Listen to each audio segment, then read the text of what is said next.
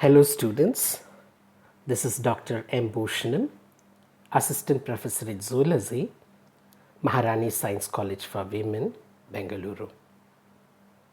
Hope you're all doing good at home. Take care of your good health during this pandemic time, students.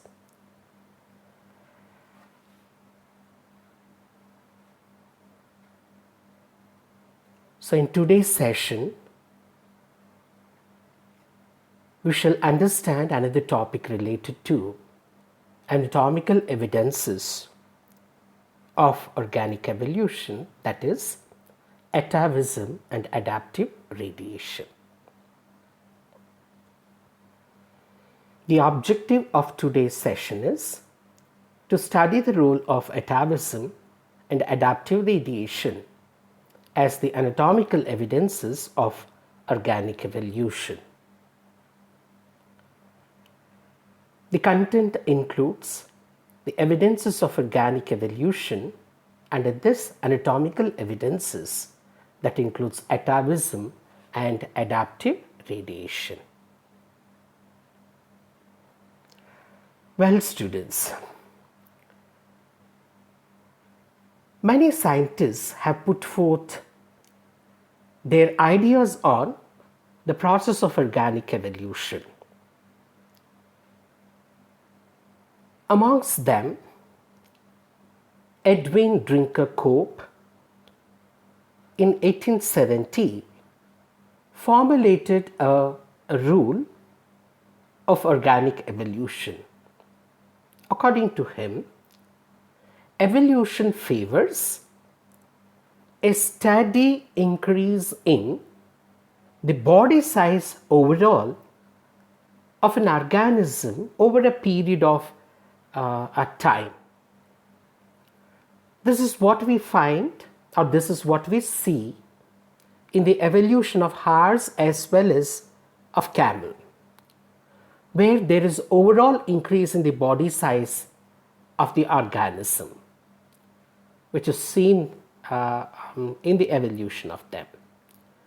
These traits that slowly gets accumulated in the organism later gets inherited into their offsprings. Thus, there is an increase in the body size of the organisms overall. Whereas another scientist by name Dolo gave his law on irreversibility of ancestral characters in the generations. I mean to say, the law says that there is no chance for the organisms or generations to express the characters which were shown by our ancestors. So there is no chance of the individuals to show the ancestral characters in us. This is called irreversibility of ancestral characters. When we say ancestral characters, these are the characters which were seen in our ancestors and not seen in the present generation. Such characters, if they are lost in the due course of evolution, then those characters will not at all be seen or not at all will be active in the individuals. This is called irreversibility of Dolo's ancestral characters, commonly called as Dolo's law. But if you could reverse the law of Dolo, then there are chances for the generations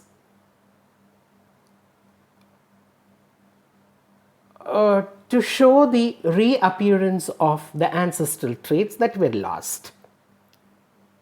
I mean, if we reversify Dolo's law, it favors the concept of reappearance of ancestral characters in the generations after a long period of gap. Is this reappearance of the last traits of generations possible The answer is yes, because there exists a process called atavism. The concept of atavism brings in the reappearance of the lost ancestral characters in the due course of time.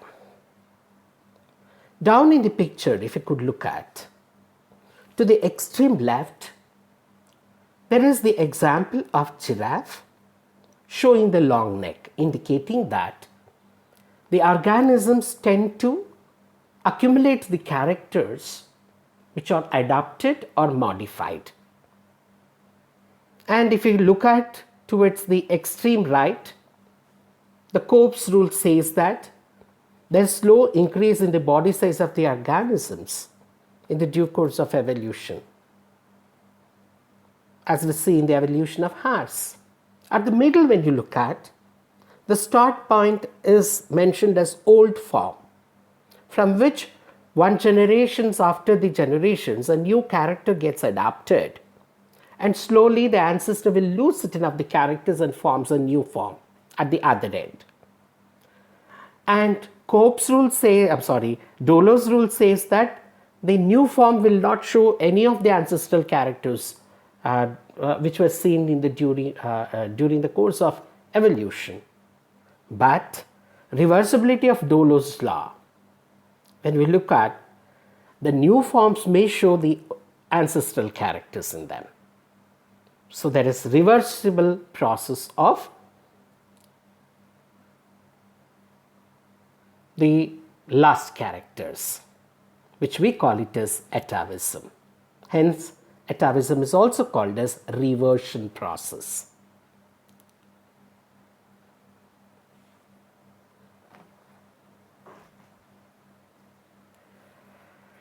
Well, students, when we look at the concept of atavism, it is defined as the sudden reappearance of ancestral characters in an organism after several generations of gap.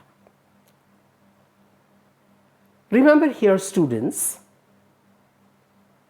these characters which were lost in the previous generations but were seen in our ancestors, suddenly when they reappear after many generations of gap, we call it as atavism. It is a very good example of anatomical evidence of organic evolution, indicating that we are formed from the ancestors which were seen millions of years back. But we do express the characters similar to that of the characters exhibited by our ancestors. So we call it as atavism. The best example related to atavism is a tail in a newborn. Generally, the trait of our ancestor was the presence of tail in them, but in us it is not there. Evolution has stopped the formation of the tail structure in us. But suddenly in few individuals we find the reappearance of this character, which we call it as atavism. Similarly, functional auricular muscles. Students, remember, auricular muscles refers to the muscles related to the external pinna, that is the outer ear, external ear. In elephants, when we look at, there are auricular muscles of 3 types which helps the organism to show the movement of the ears. But in human beings it is lost because the muscles remain inactive. But these auricular muscles in few of the individuals becomes active, which we call it as atavism. The concept of atavism was given by Dr. Cesare Lombroso, who is popularly known as the father of modern criminology. he has used the concept of atavism to trace the criminals because they are the special characters seen in the special people. It is say it is not the character which is seen in all the human race. Only in certain of the individuals, certain of characters can be seen, okay, which are related to our ancestral character. So this concept was used by Lombroso to identify the criminals, and he is popularly known as the father of modern criminology. Well, students, here is a question. How does the atavism traits reappear in an individual after many generations of gap?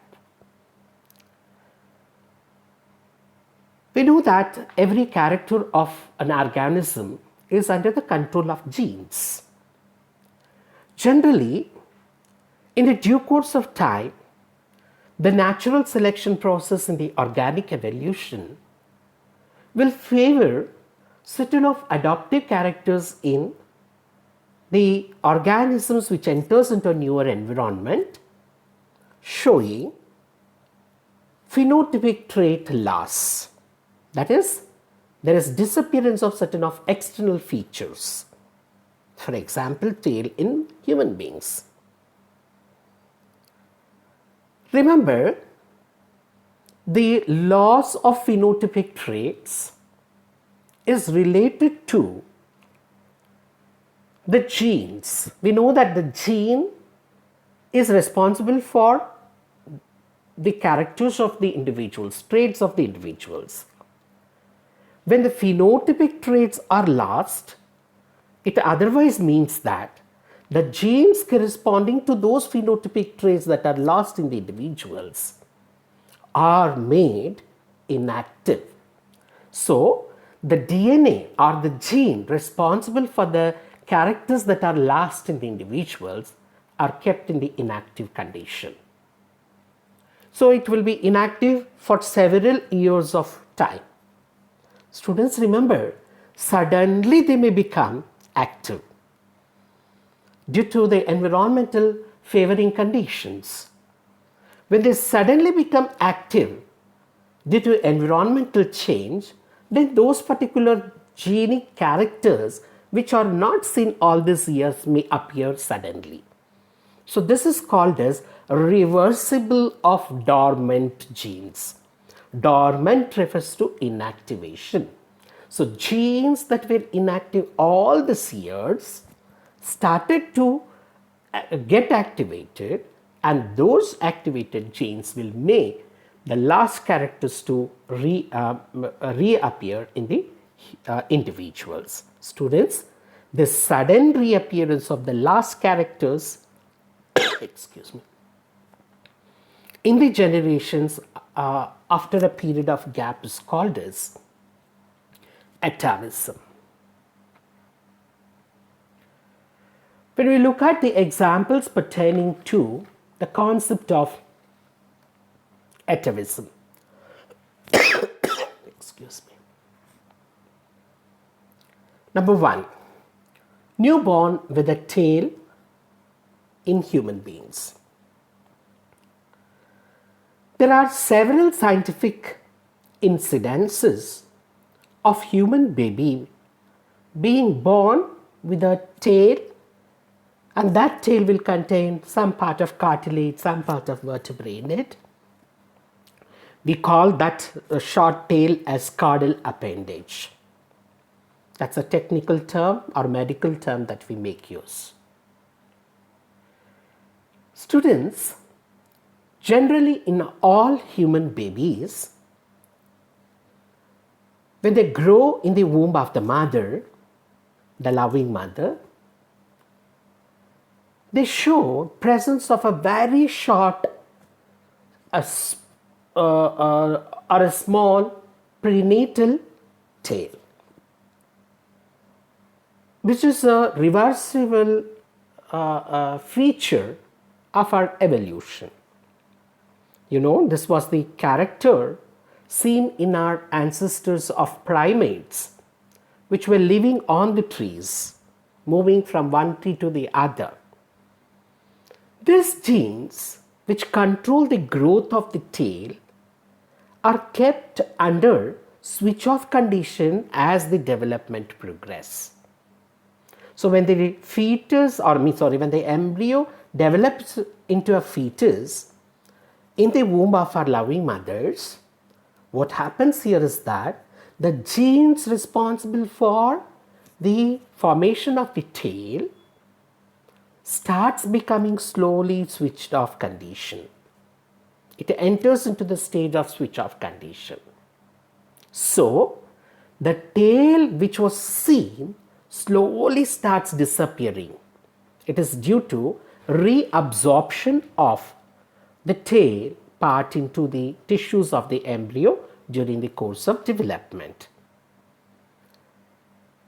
But when this gene sometimes become malfunctional, meaning to say, it will not allow the disappearance of the tail.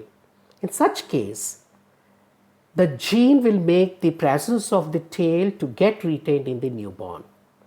So tail develops and the newborn also shows the presence of tail in them. It's a very popular example related to the concept of atavism. Students, the second example related to atavism is cervical fistula in man. When we look at our ancestors of fishes, there are 5 pairs of pharyngeal pouches. These pharyngeal pouches are the openings that will communicate with the external environment with that of the pharynx. In simple, between pharynx and the outer environment, there will be a space formed, a cavity formed near the pharynx region. So there are 5 pairs of such openings seen in case of fishes. Remember, in case of human beings, one such pair will get retained. And that one pair communicates between pharynx of the mouth cavity and the external environment with the help of eustachian canal or eustachian tube that communicates with the external ear. But in rare cases, what happens is that there could be additional openings of this cervical or pharyngeal pouches seen near the throat. So they are referred as cervical fistula, as what you see in the diagram down. So they are nothing but a kind of openings that were communicating with the external environment with that of the pharynx in case of fishes. In human beings, only one pair is retained to form the eustachian canal. But in addition to that, one more pair is seen in this man, which we call the cervical fistula. The next example is supernumerary mammary glands or teats, T-E-A-T-S, teats in man. Students, we know that the human beings belong to the class Mammalia, who possess a pair of functional mammary glands in adult females. In adult male, they appear in the form of teats in the region of pectoral or the thoracic region. But when we look into our ancestors like pigs and other ancestors, which is an example of a mammal, they show the presence of mammary glands in 2 rows, multiple pairs, seen between the region of chest to the abdomen. So you find continuous presence of the mammary glands. So this is the usual case. But in rare case, what happens is that in case of human beings, there appears the presence of this mammary glands or teats at the region of abdomen, or sometimes the axillary region, or below the chest region. We find the presence of the mammary gland or teat, which is again an example of atavism. When you look at the picture here, the teats are present, one below the thoracic region, the other one near the abdominal region. The next popular example is presence of hairs, the thick hairs, on the face and the body of Irish dogman or lionman. He's called dogman or lionman because his face looks like a dog or a lion with thick hairs present.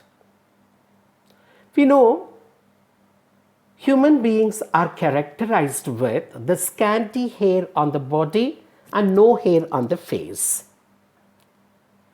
But in rare cases, the hair may be profusely, very thickly present, like that of a chimpanzee or like that of an ape. So there was an incident where in Russia, the Irishman was born with thick hair on his face and even on the body. He's popularly known as Irish dogman or Irish lionman. Very good example of atavism. The next example relates to presence of teeth in the beak of chicken. Students, when we look at the embryonic stage of the chicken, the chicks will show presence of teeth at their embryonic development. Scientists have found certain of genes are responsible for it, and they have identified the gene as TALP2 gene.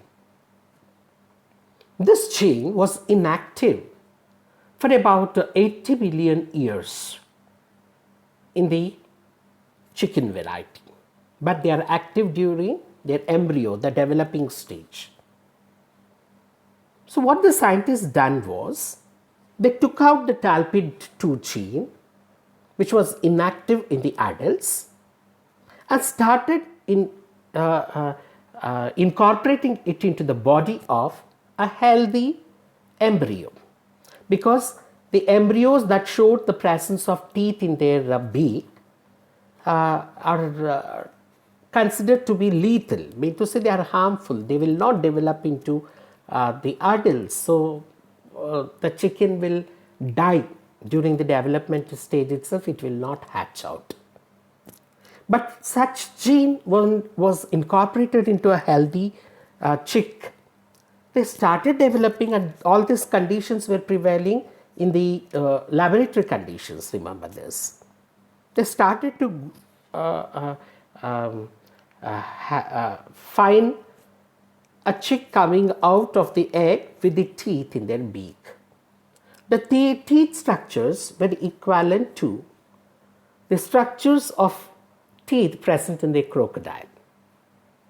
Formation of tooth is called odontogenesis.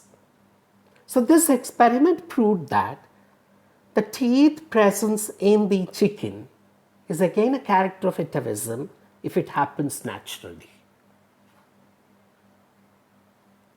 Then the next example that we have is dolphins with the pelvic flippers or the legs. It was in 2006, a dolphin was caught near Japan, showed a pair of small symmetrical and pelvic flippers very close to the tail. This indicates that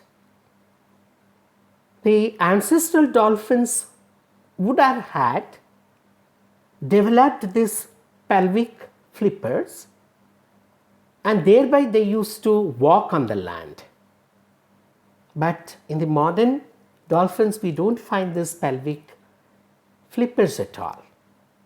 But a rare case is seen, which is an example of atavism. Students, remember there are many other examples related to atavism. It includes hind limbs in cetaceans, as we see a diagram down in this center, where hind limb flippers were developed. Cetaceans refers to the mammals that lives in the water, aquatic mammals. Then extra toes are seen in the modern hearts. What the picture that you see at the top of the right side. We find extra toe like that of the cow. The reappearance of limbs in the snakes. Generally, snakes are said to be limbless organisms, but the limbs may be developed, as what you see to the extreme left side of the diagram down, where a snake possesses the limbs. A character relates to atavism. Then reappearance of pro-thoracic wings in insects, the third pair of wings. Generally, insects will have maximum of 2 pairs, mesothoracic wings and metathoracic wings. But here is a case where pro-thoracic wings may also appear, a character of atavism. Then the other examples include presence of wings in the wingless insects, then presence of flight muscles in the flightless birds, then presence of extra toes in the guinea pigs, then webbed feet in the adult axolotl, as you see in the diagram down, then presence of color blindness in human beings. Students, remember, these are all the examples related to atavism concept. Next comes the concept of types of atavism. There are 3 types of atavism, and it is based on where the atavism trait reappears. Accordingly, we have 3 types. Number 1, family atavism. Number 2, race atavism. Number 3, teratological atavism. The first atavism type is family atavism. As I told, this is a type that refers to the presence of atavism characters in an individual of a family where it is not a usual character of the family members, but in their ancestors those characters might be seen. So such characters that suddenly appears in a family member, which is not a character of that family member, but seen in their ancestors, is called family atavism. The best example is the red color hairs which are seen for an individual with a family of black color hairs in them. The second example type is race atavism.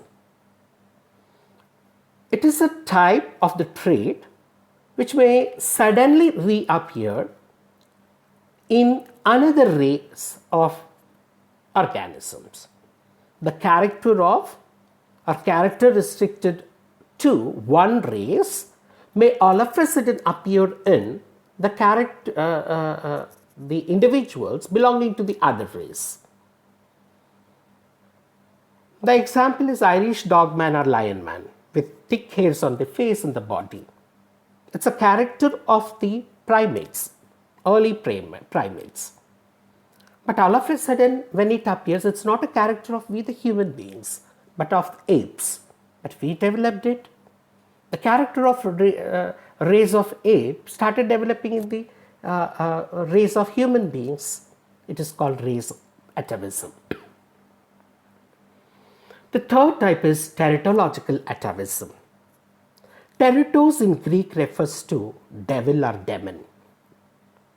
So, appearance of certain of atavism traits that gives the individual an abnormal appearance or a devilish appearance is called teratological atavism. These characters, when they appear in the individual, suddenly they appear to be abnormal. They appear to be devilish character. For example, cervical fistula, supernumerary, teats, the presence of tail. These are all the examples related to man, which is not at all related to us, and showing the abnormal appearance or devilish appearance, which we call it as pathological atavism. Students, with this we are completing the concept of atavism, types of atavism, examples of atavism. It is an important concept for the short notes and most repeated question in your previous question papers. Kindly concentrate on this particular topic. Thank you all, students. We shall continue the second concept, that is radiation, adaptive radiation, in the following video.